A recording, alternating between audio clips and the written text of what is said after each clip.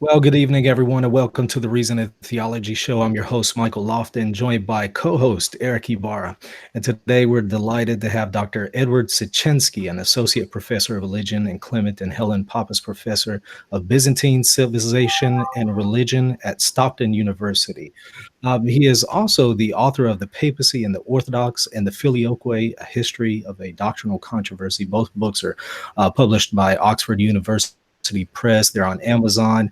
And I can tell you right now, they are excellent. I know both Eric and I highly recommend them. So I recommend that you go to Amazon and get your copy right away. Dr. Edward, it's great to have you on the show. How are you?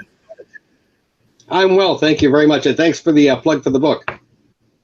Absolutely. Yeah. And it really was a delight to review. I know both Eric and I, as I mentioned, have had to consult your work very often. So we're very pleased to be able to have you and we definitely recommend them. Before we dive into some of the questions that I wanted to address, I was just kind of curious. I know you're Eastern Orthodox.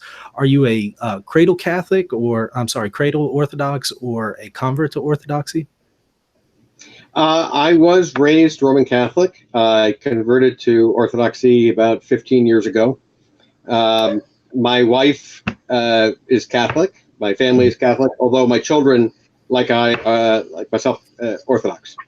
Okay, so how did you find yourself becoming Eastern Orthodox from Roman Catholicism? What were kind of the convincing points? I'm sure the papacy and filioque had something to do with them. It's funny. Some people, when they convert, I think, leave a religion. I don't feel, in a sense, that's what I did.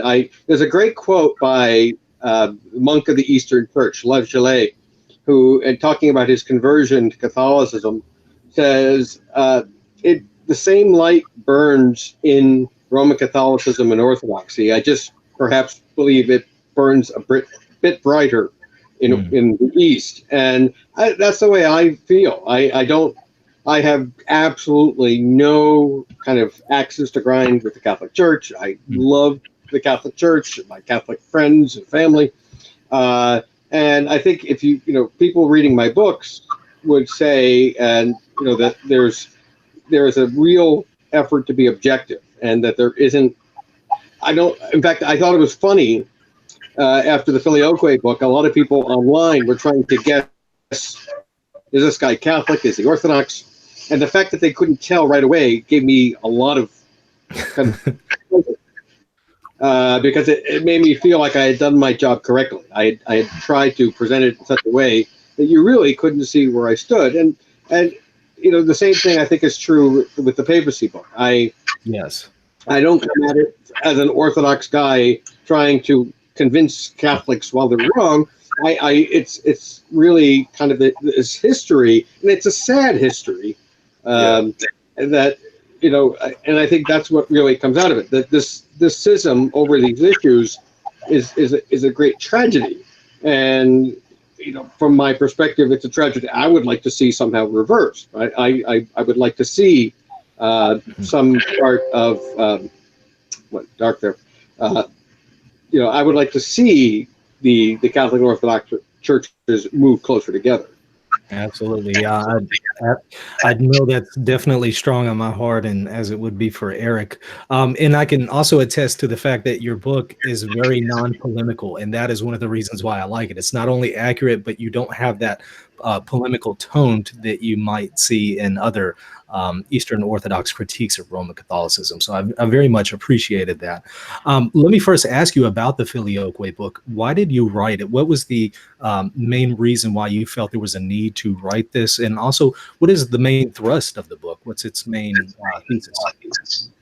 Well, the book was, in Genesis, part of my doctoral dissertation, which was on the use of Maximus, the confessor's theology of the Filioque at the Council of Florence. That I took a course in medieval theology, and I did some reading on the Council of Florence, and there's a section in Gill's book on Florence where he talks about this formula of Maximus that was suggested at one or two times as a mediating formula. And this kind of caught my interest, and that's why I decided to do my doctoral dissertation on it.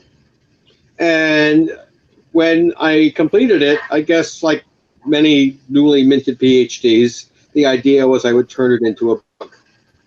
And Father John Bear over at St. Vladimir's, I ran into him and I was talking about the project, and he said, "You know what you really need to do is actually write the whole story instead of just writing about Maximus in Florence.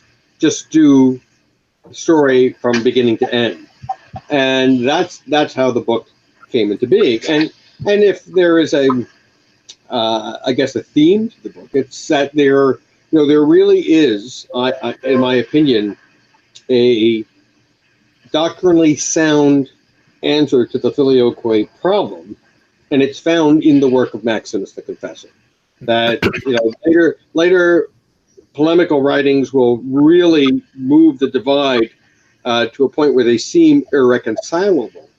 But if you go back to the 7th century and to Maximus, what you find is that at that point, even though there was already a Filioque in Latin theology, that it was not church dividing. There was an Orthodox interpretation of the Filioque, and I think there is one.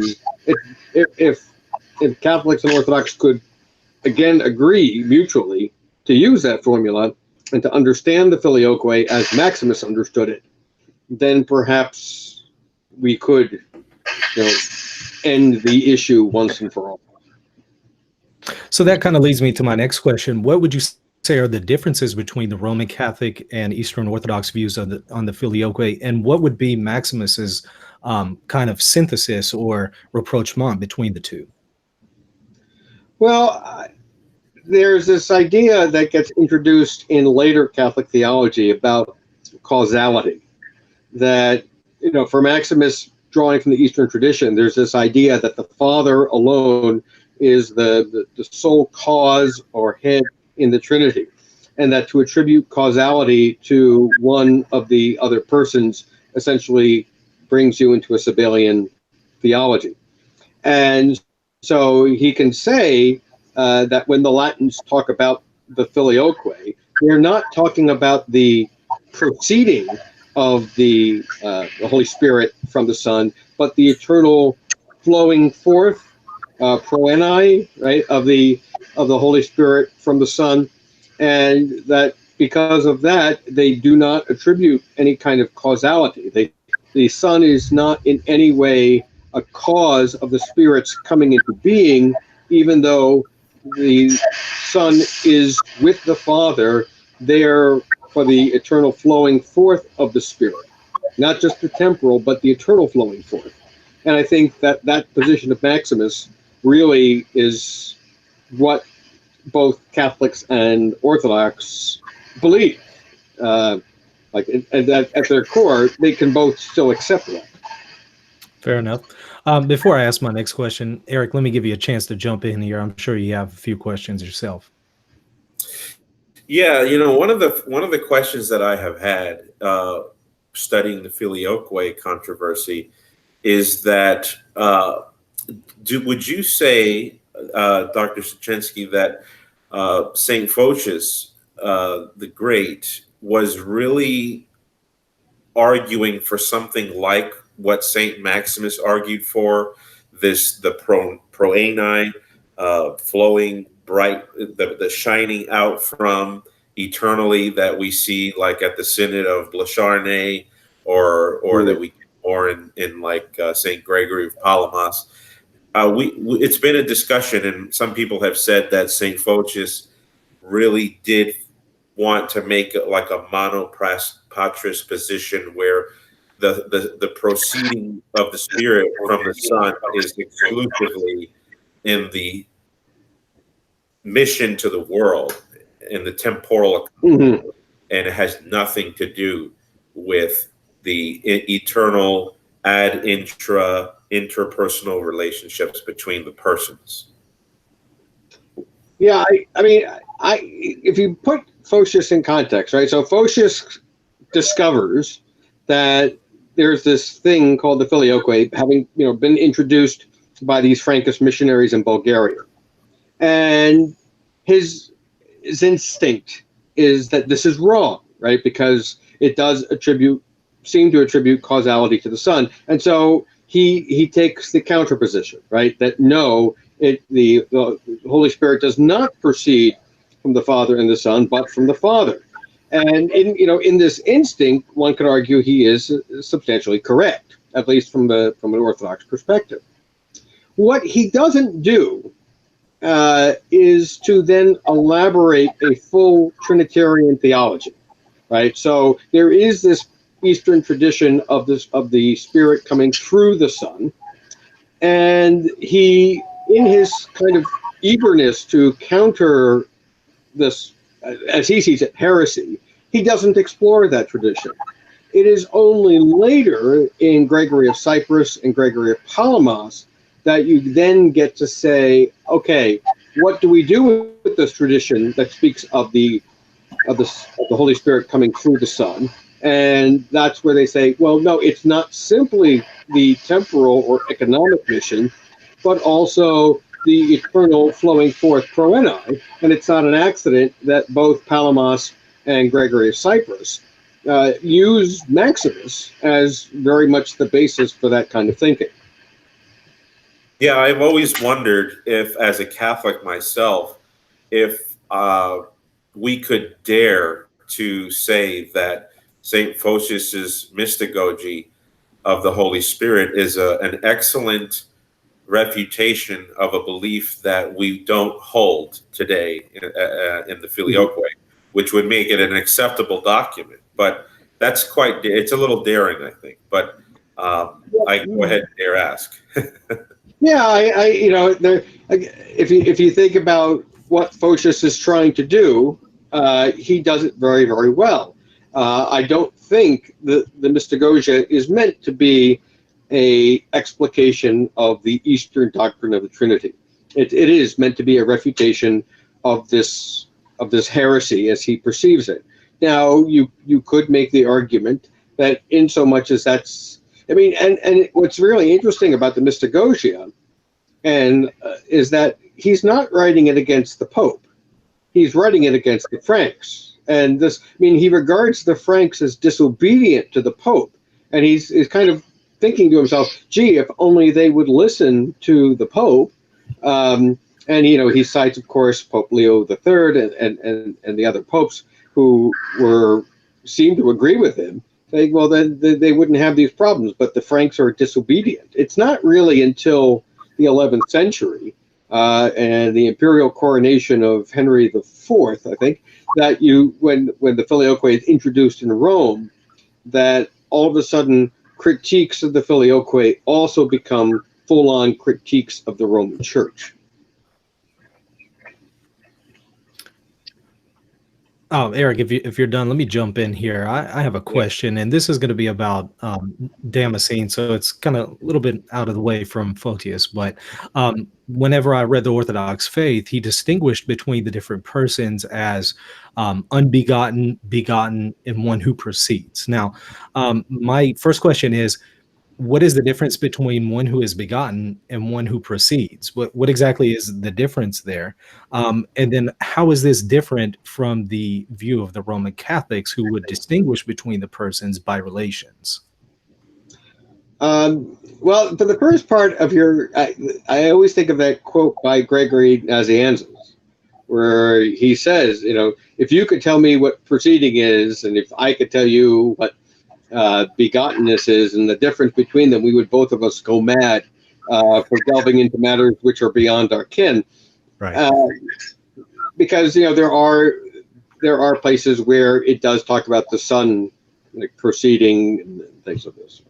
But here, the Western model of the Trinity and this idea of relations is not exclusively Western. And just as, for example, we see the idea of the love analogy of Augustine in the writings of Palamas, who probably got them from Augustine, right? He's reading these translations of Planudes, and he's kind of using them. So the lines aren't always as clearly drawn as we would like. Whether or not the two are irreconcilable, this is kind of the big question, right? I mean, can one hold Aquinas and Photius and say, well, they both have a point, or one of them has to be wrong? And I guess I would like to say that you probably can agree with them, provided that you read both of them in terms of Maximus, right? I mean, and this is, I think, the big problem, and I point this out in the book, is that what happens in later polemical writings is that everybody reads their theology, Maximus, in light of their theology.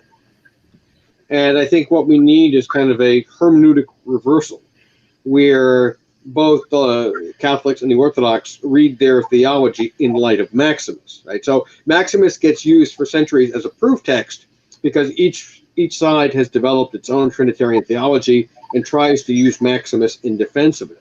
And what I would say is, well, why don't we both go back to Maximus and then read subsequent tradition in light of Maximus?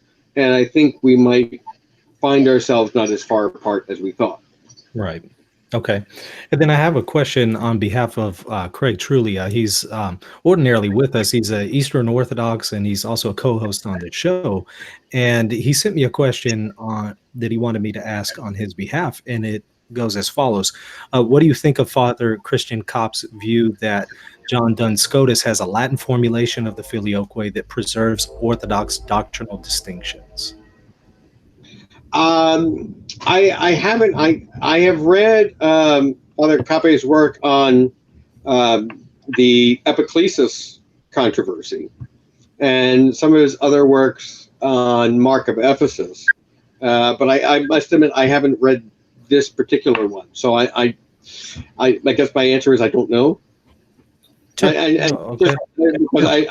I would have to be more familiar with his work on that. Although the work I would say he did that's just coming out on the early stages of the epiclesis controversy at the Council of Florence is very good and worth reading. Mm-hmm. And he asked another question, and I know you kind of touched on this earlier, but maybe if you can expand on it a little bit more. What exactly does the East mean when it says the Spirit proceeds through the Son? When you see this in the Eastern Church Fathers, what exactly are they saying, and how is that distinguished from the Roman Catholic view? Well, I don't think it is distinguished from the Roman Catholic view. I think that they're both talking about this idea that the Father is the Father because he's always Father of the Son. And that there's no time when the Father is just the Father. He is Father by being Father of the Son. And therefore, when the Spirit proceeds from him, and he, this kind of eternal coming into being, he comes from the Father. But insomuch as the Father is Father of the Son, that this eternal flowing forth or shining forth, or however you want to describe it, takes place with this acknowledgement of the consubstantiality of the Father and the Son. And this I think is what the Eastern tradition is trying to convey by the use of that formula. Yeah, so you would disagree with those Eastern Orthodox that would try to limit that terminology to something that's temporal? Yes, and because I think that when you read Orthodox theology, when you read Gregory of Cyprus, when you read Palamas, they themselves, are willing to go beyond the temporal. And so you can understand why, like Photius, some Orthodox in this kind of polemical, reactionary, and I mean, I don't mean that in a negative sense, but they're reacting to this perceived notion that the Latins are attributing causality or to the Son, or making the Son a with the Father, cause of the Spirit's eternal coming into being. And they do that by saying, well, no, it's only on the economic level, only in the economy of salvation. Okay. And I kind of want to jump into papal supremacy, but before I do that, I want to give Eric a chance to ask any more additional questions. I just wanted to comment and say that, I like the way you were talking about the as the Catholics are wanting to say now, and more or less in the ecumenical dialogue, with Eastern theologians is that, as the Father is Father of the Son and the Son is Son of the Father, in those identities, there is this shining forth or proceeding from of the Holy Spirit through the Son. I really think that captures where we're at the latest, where we are on the yard line with the dialogue with the Eastern Orthodox and the Roman Catholics. Is we're looking at these parameters. We both want to say that there's an eternal not derivation, perhaps that's the wrong word, but there's this eternal coming out of the Holy Spirit through the Son. We also both want to say that the Father retains that sole causality of divinity. So it's almost like we're geared for the same belief, but then the way we use words to get to precisely what we're saying, one side might say the other side is not allowed to really assert that. And so I really think that I agree with what you were saying. I think something like Chalcedon is needed, where we have Christological doctrine going in one direction, and it's going to take a little bit of a leap to get there, and that's why Chalcedon caused such a controversy. I think that for Catholics especially, we're going to have to really think through what we can leap a little bit on this issue to get precisely where St. Maximus the Confessor was, where he understood that the Latins were teaching a from the Son theology that you would find like in St. Cyril's commentary on the Gospel of John, and yet it doesn't violate what the Byzantines have always held precious, namely there's no equality between Father and Son in the fact of being cause. So I just wanted to comment. I agree. I stand behind that, and I don't need to be talking. I just want to affirm and not confirm. You should confirm us. I'm just simply saying that was a good illustration.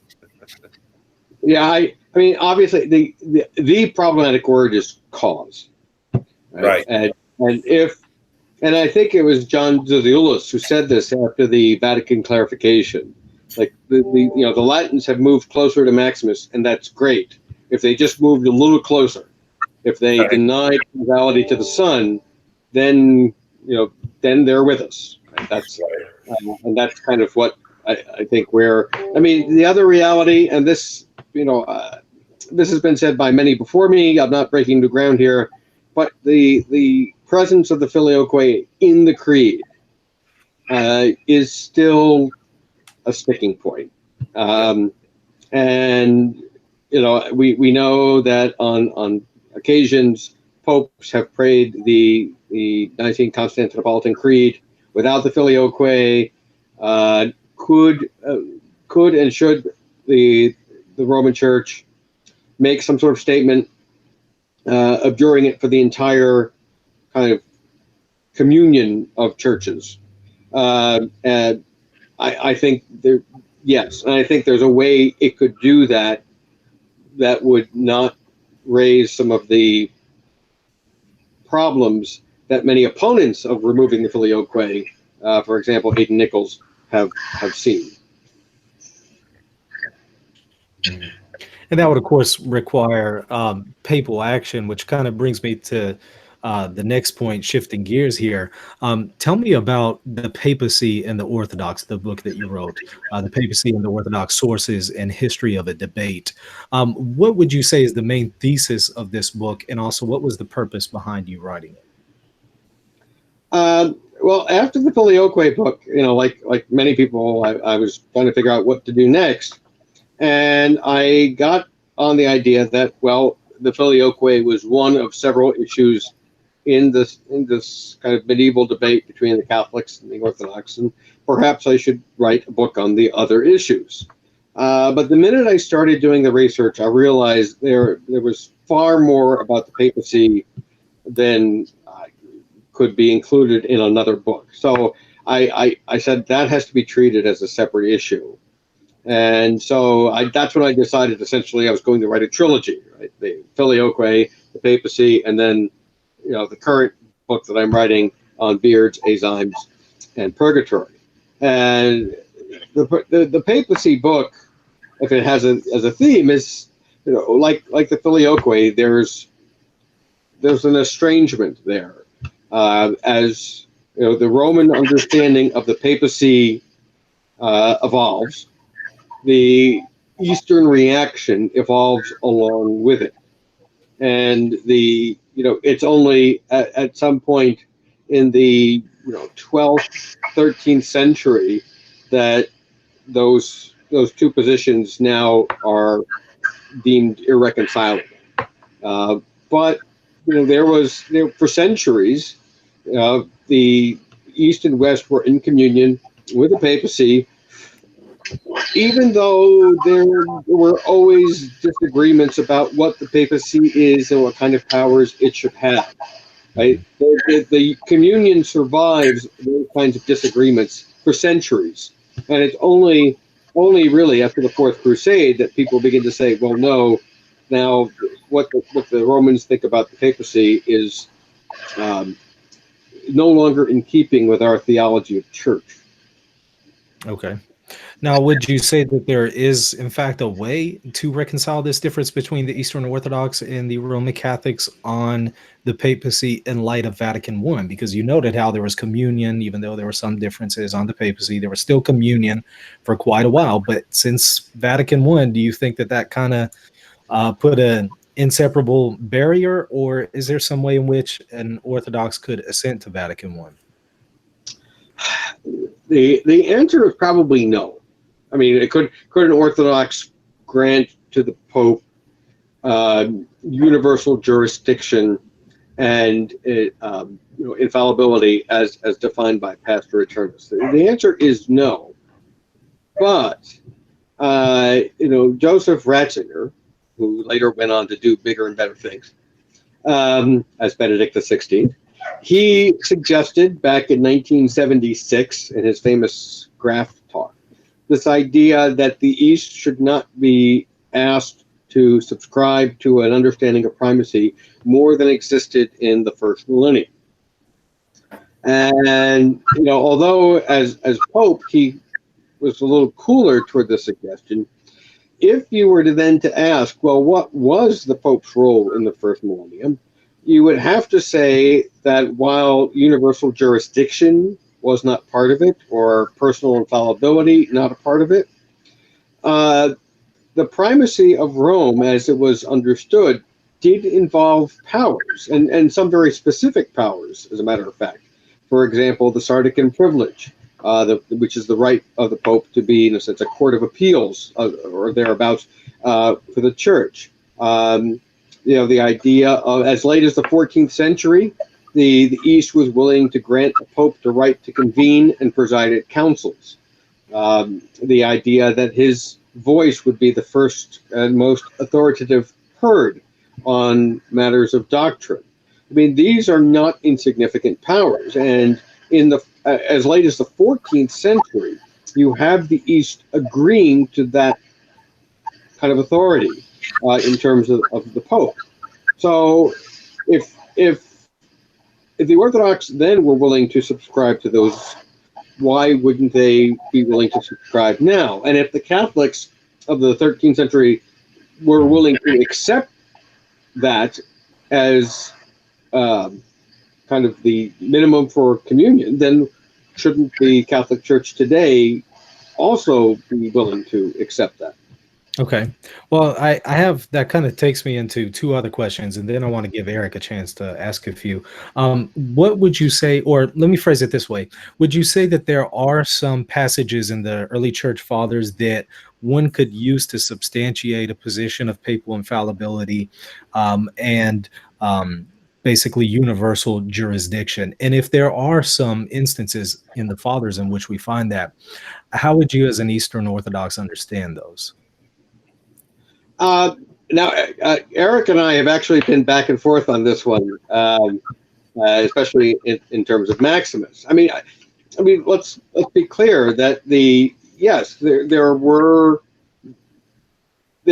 there is clear recognition in the East of that the primacy of Rome involved a certain level of authority.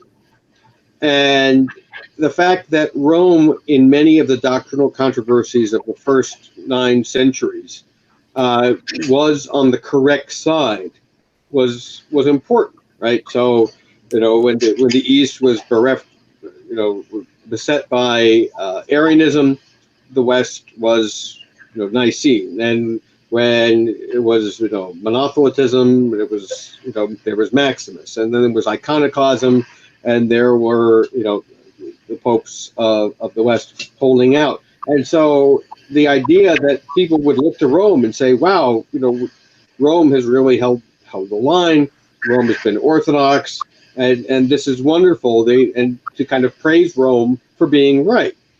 But I think there is a leap that the Romans make that the East doesn't. That between Rome has not erred, and we should listen to her, to Rome cannot err, and therefore we must listen to her. And I think that's what happens much later on. I think that Orthodox of previous generations who've tried to write off all of these things as simply diplomatic niceties, I think that's no hope. It's a misreading of the evidence. Okay. But I also think that from the Catholic perspective, to try to look at every nice thing ever said about Rome and to say, aha, here is a recognition of Rome's universal jurisdiction. I think also that's an unfair evaluation of the evidence. Sure, absolutely, and there's a lot of that going around too. Well, let me ask you this, and then I'll let both sides, right? I mean, there's a certain amount of cherry picking that goes on, and you could look at books by Catholic authors and by Orthodox authors that have just kind of cherry pick these quotes on both sides to prove that their respective cases. And what I tried to do in the book was to look at both sides and to say there's all of these things are written in a context, right? Rome's primacy is evolving. The East's answer is similarly evolving. And try to pick a century and say that was the view of the early church, or this moment, and that's the view, is really wrong, right? Because there was no view of the early church. The view of the early church in both the West and the East is moving, and that in that evolution to pick one moment and say this is what the East believe or this is what the West believe, I think is unfair to the historical process. So here's a proposition that I want to put forward and kind of get your thoughts on. What if a pope were to say, okay, we as Roman Catholics are going to still maintain papal infallibility and universal jurisdiction. These things are still dogmas, and if you're going to join the Latin Rite, you have to affirm them. But for those Eastern Orthodox who want to enter into communion, they can continue to believe whatever it is that the church of the first millennium believed, as kind of Pope Benedict XVI put it, not really defining and stating what that is. We're going to leave that one blank. And as long as you do not condemn us Roman Catholics as heretics for maintaining papal infallibility in universal jurisdiction, you do not necessarily have to assent to those things. And now we can have intercommunion. Would you say that that is a reasonable proposition, or would you say that there's still issues with that?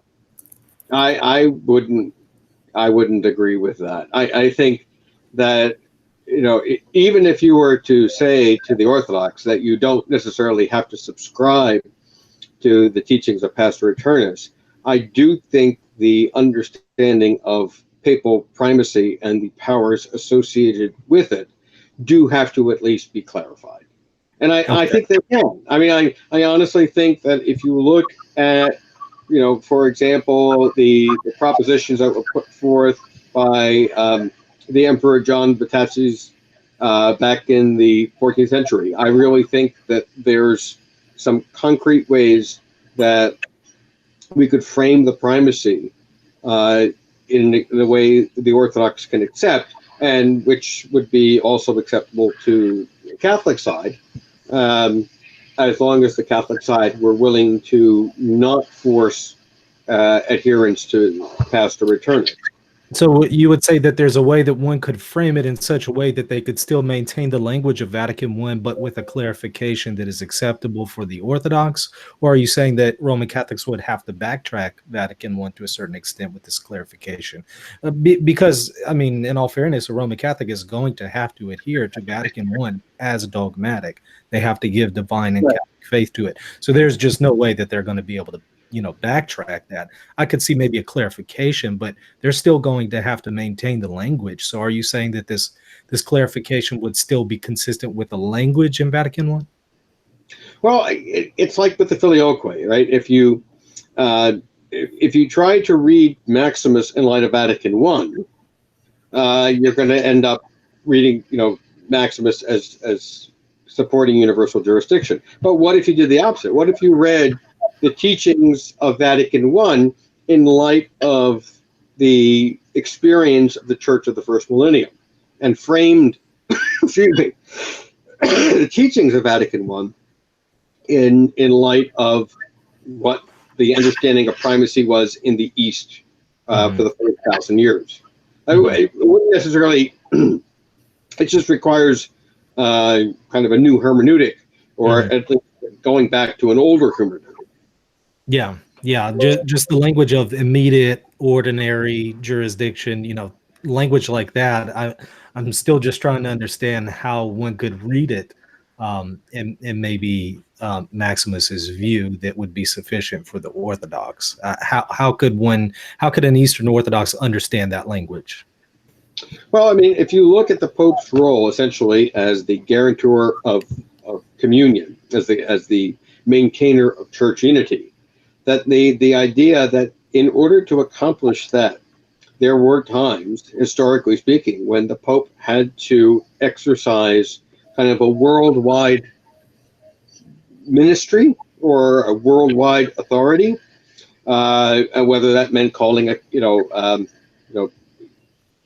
not necessarily calling a council, because that was the job of the emperor at the time, but in terms of participating in these councils, of speaking at these councils, sometimes ruling authoritatively at these councils. I think that if you look at the Pope's main job as this character of unity and give him the authority he needs to do that, and then you read all the things about jurisdiction, ordinary, extraordinary power, then perhaps those do make, if not totally acceptable, at least a little bit more acceptable to the Orthodox. Okay. Eric, let me give you a chance to jump in here. Yeah, just to give Dr. Siecienski's voice a little break there. I know it could be a lot to keep doing all the talking, but I appreciate everything you're saying. One of the things that I agree with 100% on what you're saying is that there's been a lot of Catholic publications for a long time now. I want to say for 200 years, where it seems as though anything or any time the Pope or Peter is mentioned in the Church Fathers, that it somehow means that the papacy is being referenced. And I think that we've come a long way, because a lot of those old classical apologetics from the papal West have really left people uneducated on how to properly read the Church Fathers. And so a lot of Catholics still run around with some of these, oft-cited citations from the Church Fathers or from church councils, and as if they immediately go from A, Peter, to Z, the infallible Pope that is in a lineal succession in the Roman Church. So I think Catholics have a lot more work to do in that area, because it's like Catholics, I think, would have a lot more work to do, because we've just come a long way from thinking that when a church father talks about Peter, that it somehow all of a sudden means Vatican I.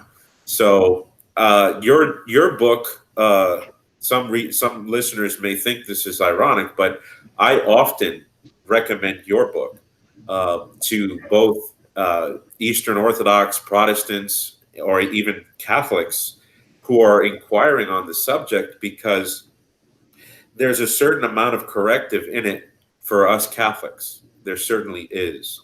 And I know some other authors out there like Father Lauren Cleanework, and I'm sure that he didn't coin this, but there's a certain kind of Peter syndrome that goes on in some of the Catholic apologetics that we see today. So we have a lot of work to do. We still have a lot of work to do. One of the areas that I've been disappointed with, though, in the Eastern Orthodox realm is I do see a lot of post-schism Byzantine theologians talking about the role of the Pope or the office of Peter, like Saint Simeon of Thessaloniki and some of these other saints who admitted that there was a primacy in Rome. But then you get some books that I've read today, and I won't mention the names because a lot of them are clergy that are still functioning in very prominent areas in the Orthodox Church, but almost as if they're denying that there's a role for a universal primate. And if there is, he just has this first place in the Holy Diptycha and in the names of the honorific primates, but no essential function as a primate. And I think that, like you were describing, the Church Fathers in the early the first 10 centuries for sure do give us this picture of a pope at least as the final court of appeals or the highest court of appeals, which maybe just might be a notch underneath ecumenical councils. But I would be more happy to see that admission more from Orthodox participants in the dialogue.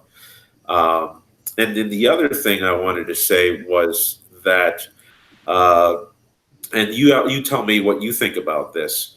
I noticed that, like for myself, I was an Anglican, and I was one of those Anglicans that took a lot of pride in being able to, argue against the papacy. This is going back years.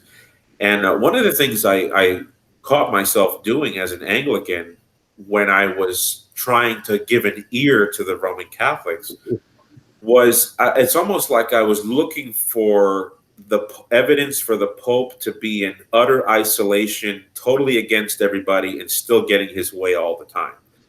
I was like looking for the T101 Terminator model who was like obliterating all the opinions of everybody else.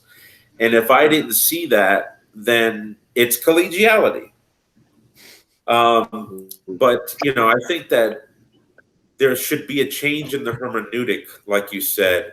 And I think from both ends, I think one of the changes in the hermeneutic that we might be able to see from the East is that we don't need to see a pope that's completely isolating himself, making demands, and kind of contradicting everybody and getting his way anyway.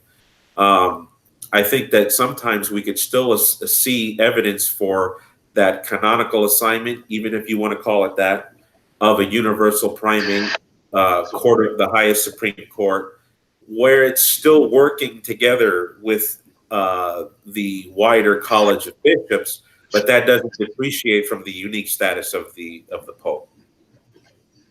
What would you say? Yeah, well, it's one of those things where when you look at it historically, the period at which papal power grew most quickly was the Gregorian Reform, and you could make the argument that given the state of the Church and the pornocracy that the Gregorian Reform was absolutely necessary. And so it's not so much that the Pope acquires powers in the West because there's a power grab, but because he needs these powers, right? And I mean, this is one of those realities of governance, whether it be, state or the church, is that, tyrannies are very efficient, right? Monarchies, where you have an absolute monarch, are very efficient because decisions are taken and actions proceed. But there's a cost to that, right? And this is kind of the difference, between the Catholics and the Orthodox, where the Orthodox have been willing to, govern themselves without any kind of primacy, practically speaking, but at the risk of chaos, whereas the Catholics have chosen a very efficient but a very kind of monarchical system. And, so the Orthodoxy doesn't do a lot, whereas, and this was a point made recently at a conference of international Orthodox scholars, right? So I think it was Bishop Callistus Ware. Pope John the 23rd calls a council in 1959. It meets in 1962, and they're done by 1965. In Orthodoxy, the idea of a pan-Orthodox council was raised over 100 years ago. It took place in 2016, and then the world's largest Orthodox church doesn't even bother to show up. This is kind of the difference between a very efficient model and the more inefficient collegial model.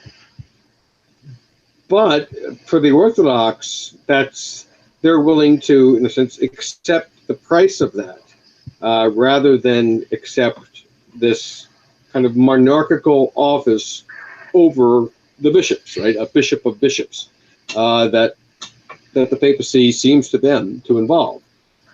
Yeah, I remember listening to a lecture with Metropolitan Hilarion of Volokolamsk of Moscow, and he said that the price of making an artificial efficiency of a monarch is just too high a cost in comparison to what Christ gave us. And I feel as though, for myself, I think it may be a plus to sometimes Catholics try to make it out to be like a minus or somehow a bug of the Eastern Orthodox system, that things are unexplained. But, every now and then we always find ourselves having to admit that there are certain things that are just unexplainable in the providence of God. And we can't always appeal to this button to press to fix everything. So I agree. No. Okay, well, before we jump into some questions from the chat, I had one final question. You mentioned that you're writing your third book, and it's going to be on several topics, but you noted purgatory, and I'm just kind of curious, what is your take on purgatory and merit and indulgences and things of that sort? Well, the interesting thing about purgatory is the Orthodox become aware of it quite late in the game. And it's actually the first issue debated at the Council of Florence. And, the Orthodox show up and the Latins say, well, here is our position, what's yours? And the Orthodox position is, we don't know what our position is, we just don't think it's that. Especially because the language that was being used at the time, in terms of purgatorial fire, sounded to the Orthodox like hell light, and the idea that purgatory seemed to be a place where all people could be cleansed sounded like it ran the danger of apokatastasis. So they rejected it.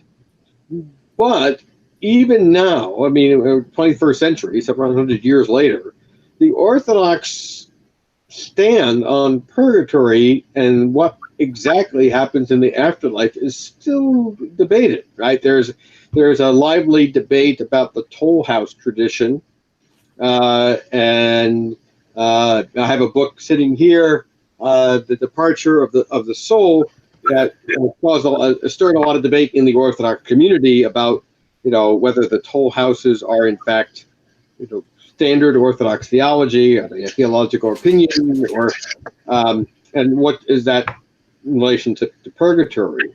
There has been some pretty good work by Orthodox scholars. I think Demetrius Parthelos did an article on purgatory where he says, in fact, that the modern Catholic position on purgatory is probably not much different than the position of the Orthodox at the Council of Florence.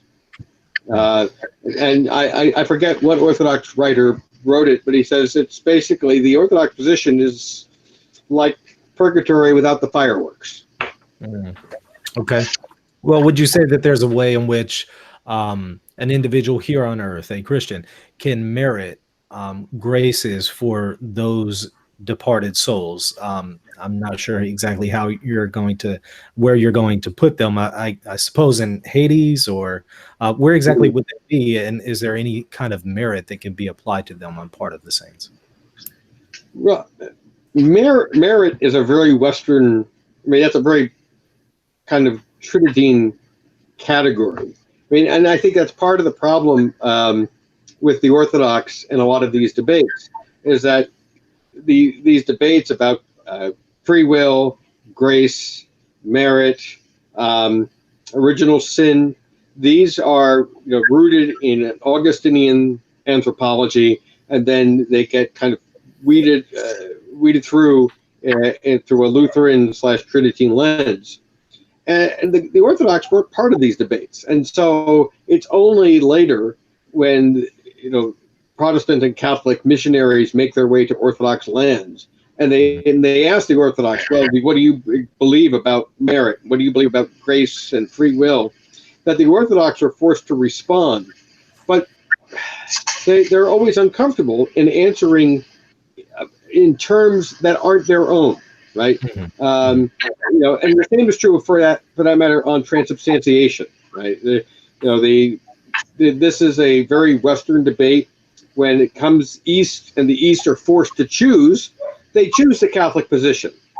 But transubstantiation really isn't the Eastern view. It's as close as the East could come to explicating their view in the language of Western theology. Sure, but it really isn't. And this is the same is true of merit. Now, obviously, prayer for the dead and it being efficacious is part of the Eastern tradition. But merit, that's a different story. Okay, so so you're saying prayer for the dead, almsgiving that is done by the community of Christians here on the earth, the church militant, and I'm sure you would put it a little differently than that, but the community of Christians here on earth, the liturgy, the works that they're doing, you're saying that it would earn graces for the departed, correct? Again, earn would be still a distinct word. Like you argue, one can't earn grace. Applied, maybe could it be applied? That it's a touchy subject. So this is why I think in writing this book, and I'm still kind of dealing with the biblical and patristic material on this. We'll see if there is, if I can find a way to, if there is some sort of middle ground. I don't know. Maybe putting it in terms of being of benefit, because otherwise, why pray for the dead? Why give alms to the dead? Why have the liturgy if it's of no benefit to the departed? Right. Perhaps that would be a better word. Yeah, and that's kind of what I've noticed. I think that this particular issue might be more an issue of semantics than it is of actual theology. I think the East is essentially saying the same thing, but definitely not in those terms. And would you say that's pretty much the case?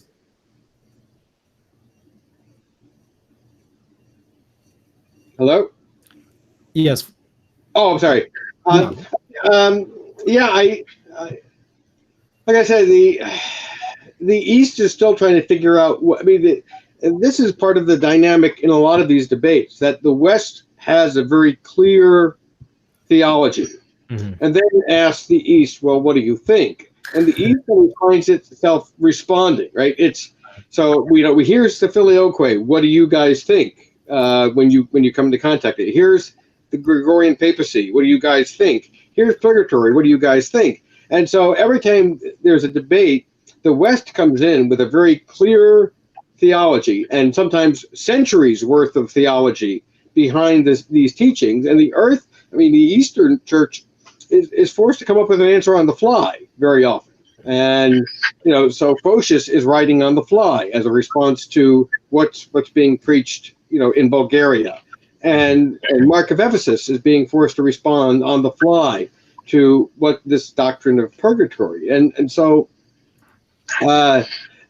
without the same, it doesn't have, the East has never had the benefit of just being able to sit with these teachings and define them on their own without being engaged in a dialogue about them. Okay. Let's go to a couple. Let's go to a couple questions from the chat. Imperial Reaction asks, Professor Siecienski, you opened by quoting Lev Gillet. As you may know, he was quite transgressive in practicing communed people like the Lutheran and Louis Boyer, seeing this approach as the way to disunity. As the way out of disunity of Christians. Would you agree with this approach or not? This idea of just we should be already in a state of communion, essentially on the local level at the very least, going ahead and having intercommunion. Would you agree with that or not? I would not, and here's why. Right. So as I mentioned, I have a Catholic wife, and so despite the fact that we are married, we cannot receive communion at the same altar. Mm-hmm. And so there's a certain pain, an existential pain here. And I think it's that pain that helps drives my work. And I think it drives ecumenical progress. If we were just to make it easier and say, oh, well, we'll just start communing and, everything will be all right. I think it kind of takes away the burden. Now, that said, I do think in kind of individual circumstances, and I'm not where I'm talking about like the stories of Gulag in the Gulag, where you had Eastern Catholics and Orthodox communion. It was kind of ecumenism of the trenches and that kind of thing. I think there are situations where it's beneficial, spiritually beneficial, but as a kind of practice, I'm not sure it's something I'd recommend. Right. Okay. Dustin asks, Victor believed he could excommunicate the East as early as the 2nd century, and Leo and Gregory themselves believed they had universal jurisdiction. How are the saints in Eastern Orthodoxy if universal jurisdiction is outside of the faith of the first millennium? The idea of a pope can say to another bishop or someone else, you are out of communion with me, is different than saying you're out of communion with the church. And it's only much later in the history that the two become acquainted, right? Where there's this idea that to be out of communion with the Bishop of Rome is to be out of communion with the church. But this idea of schisms and excommunications, this is a common event in church history all throughout the first millennium. Bishops are constantly excommunicating each other, and even the 1054 excommunications are viewed by almost everybody else as just a local affair. Peter of Antioch, he reads, he finds out that the Pope and Michael Cyrilius have excommunicated each other, and he thinks Cyrilius is hot-headed, and he thinks Rome is wrong, but he doesn't see it as a reason for being out of communion with either of them, right? And so he just regarded it as this local dust-up, and that's the way it was throughout most of the first millennium. So the idea that just because the Bishop of Rome has excommunicated you, you're thrown out of the church, that's a much later development. Okay. James asks, what papal dogmas do you think need to be revised or even condemned in order for full communion to be achieved? I know you already addressed papal infallibility to a certain extent and immediate and universal jurisdiction. At least those have to be understood in a more ancient way. But are there any other papal dogmas that would need to be condemned or revised? No. I mean, not in the sense the Marian dogmas that I think is what you're getting at. I mean, in substance, the Orthodox agree with both the Marian dogmas to an extent. There are some Orthodox who get very worked up about the Immaculate Conception simply because the East has a different understanding of original sin. There's a great line that the doctrine of the doctrine of the Immaculate Conception for the East is not so much heretical as it is superfluous, right? And I think it was John Meyendorff who wrote that if the East had a doctrine of original sin similar to the West, it probably would have accepted the Immaculate Conception. But the idea that Mary is sinless and all holy, this is clearly the teaching of the Eastern Church, just as the idea that Mary was assumed following or falling asleep. What bothers the East is not so much the content of the doctrines, but the manner in which they were promulgated. All right. Thomas asks, what is your view on the formula of Hormisdas, which I've heard was signed by the bishops at Constantinople 869 in context of the Pope's reasserting indefectibility, finalized by Agatho in his letter, which was accepted as infallible at Third Constantinople, and also its relation to the idea that the Roman See actually can defect? Well, this is one of those interesting problems in terms of looking at the history. Obviously, you have the condemnation of a pope as a heretic.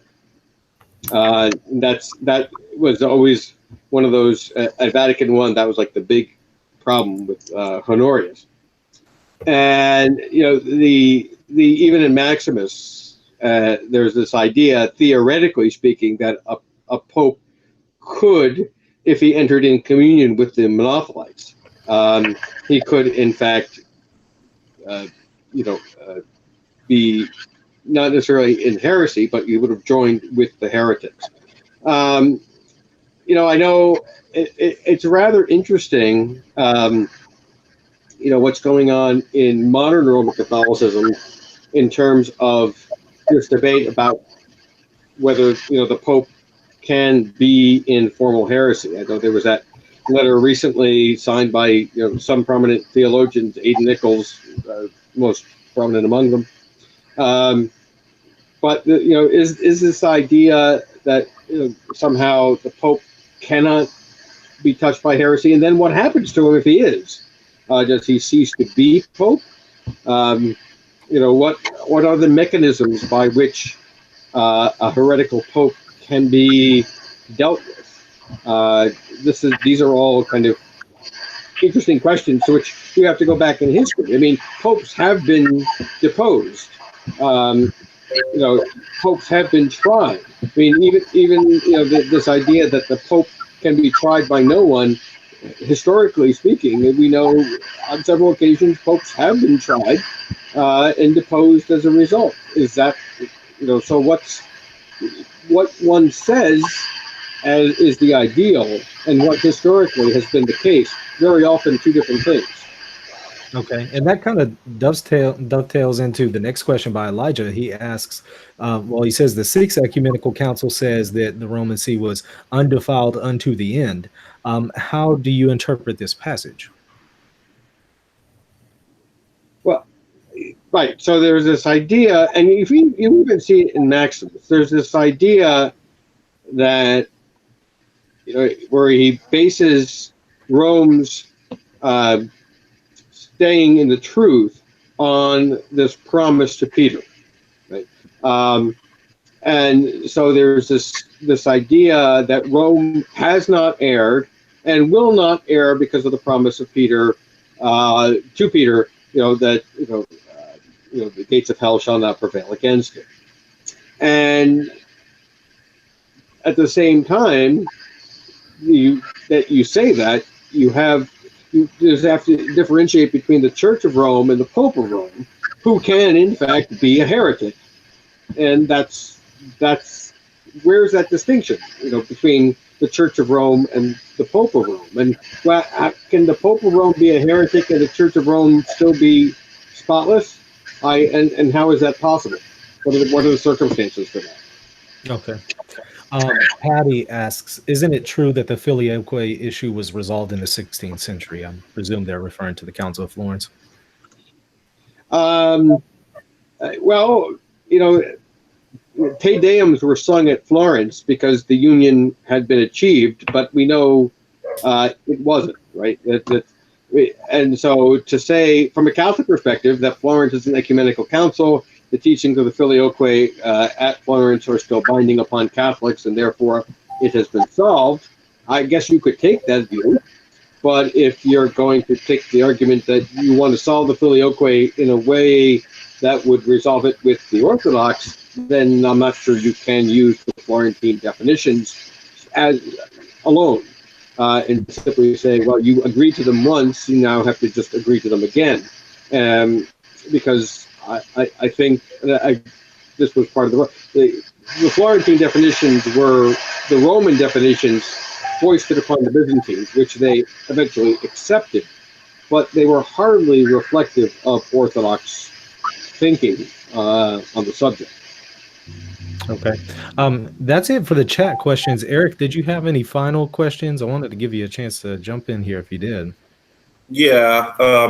One of the things that I noticed that comes up a lot in the dialogue with the East and the West on this issue, and it also comes up with some of my Coptic Orthodox friends in the Orient, is that there's this willingness that's growing because of all the scholarship that's been done in the last 20 years.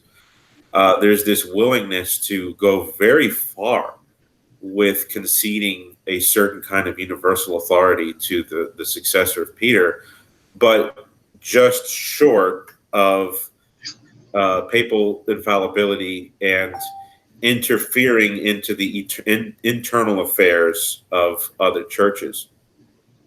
And I wanted to ask you a question on how this applies to excommunications, like you were talking about, because oftentimes we see Roman Catholics scurrying through the church fathers, and they'll find something about, how somebody's name was removed from the diptychs or something like that, as if that was something like, wow, he's he's on the throne there, exercising universal jurisdiction, where we see this as kind of a common thing that bishops have done this vis-a-vis other bishops and even regions, but would you say that if a pope were to threaten or claim that he has the power to excommunicate a patriarch, let's say, from the universal church by his own decree, would that be transgressing the line and falling into interfering in the internal affairs of other churches? I guess the answer is it depends, right? So, the case of Photius is kind of the paradigm here. So, the case of Photius, from the East perspective, is an internal matter for the Constantinopolitan Church, right? They're having some disputes about whether Ignatius or Photius is the rightful patriarch. The Pope Nicholas sends his emissaries to judge the matter, and they say, "Listen, we got this, right? This is our business. We'll take care of it." Eventually, they do concede to Nicholas's, like it's some degree, to retry the case. But there's, for Nicholas, it's his job, right? He believes, and historically this is a question, but he believes Ignatius has appealed to him his wrongful deposition. And using this kind of Sardican privilege, the appeal of a patriarch wrongfully deposed, he feels he has the authority to go in and settle the matter. Right. The East feels, no, this is an internal affair of the local church, and Rome should not meddle. So the question is not here primacy or even the authority of primates, but the limits of the jurisdictional limits of that primate. And that really is the case in the East up until the 12th century. The East did not, until the 12th century, during the Crusades, and then in the Fourth Crusade especially, question the primacy of Rome. It's only after the Fourth Crusade, or in the period immediately preceding it, that you begin to see the East question the primacy itself, why Rome is the primate and why it shouldn't be. But up to that time, they agreed with the primacy of Rome. They agreed that he had authority. The questions were about the jurisdictional limits of that authority. Right. So yeah, go ahead. And so, getting back to your question, can the Pope go in and say to another patriarch, "You're deposed"? Well, no. But if that patriarch had appealed to the Pope using the Sardican privilege, which is a consularly granted privilege, then you could argue that the Pope would have a reason for inserting himself in that case. Yeah. Now, I've always entertained myself with this question. If somebody today, for example, were to appeal to Pope Francis from within the Patriarchate of Constantinople or something, and the appeal said, we've been out of we've been in disarray for some centuries now, and I'm going to be the appellant instrument for you to now use the Sardican privilege to come in and assert Vatican I. Because then the Sardican privilege would be cited, right? But I think at that point, the Sardican privilege itself would be limited by the issue of whether this is a heresy, and in that case, it would be an ecumenical council. Is that correct? That would have to come in and kind of take over arbitration. I can't see any Pope inserting himself into that scenario. Right. Yes. Although I was told during the conclave that elected Benedict in 2005 that there was at least one vote for the ecumenical patriarch at that conclave. I'm assuming it was probably one of the Eastern Catholic hierarchs, but that would be interesting. that sure would. Well, okay. If that's all your questions, Eric, Dr. Siecienski, how can the viewers reach you if they would like to contact you? I have my email account. The university is edward.siecienski at stockton.edu. I don't have any kind of social media presence like a Twitter account or anything like that, but I'm always happy to answer polite questions. Right. Sure. when they're asked, as you probably recognize from the books, I'm not a polemicist, and so I don't do polemics. And if you're going to, if you have honest to goodness questions, I'd be more than happy to answer them. But I anything mean-spirited, that's why I avoid those things by not having a social media presence. I hear you, and you'll definitely get them with the social media presence. Yeah. I do appreciate the non-polemical tone. It's very refreshing. And again, thank you for coming on the show. We really enjoyed it. I hope we get to do it again when your new book comes out. When is it going to be released? Hopefully before the eschaton. Okay. It was delivered in about 2.5 years. So fair enough. Okay. Any working title for it? To the viewers here, if it's anything close to the work scholarship that he did on the papacy and the Filioque, the wait is well worth it, and keep your eye out. And grow your beard. Okay. You'll find out what happen. We're in the process. Okay. Next time we get Dr. Ed on the show here, we all need to have a beer down to our chest. Let's make it go. We can do that. I'm right next door to the Duck Dynasty guys, so I'll just go down there and ask them how to get. All right. Well, again, thank you very much for coming on. We really enjoyed it. I hope to have you again. All right. Thank you very much for having me. I appreciate it. Absolutely. And viewers, y'all, please comment, like, subscribe, and share this video. Spread it far and wide. It's free content. And on that note, God bless you all, and go share your faith.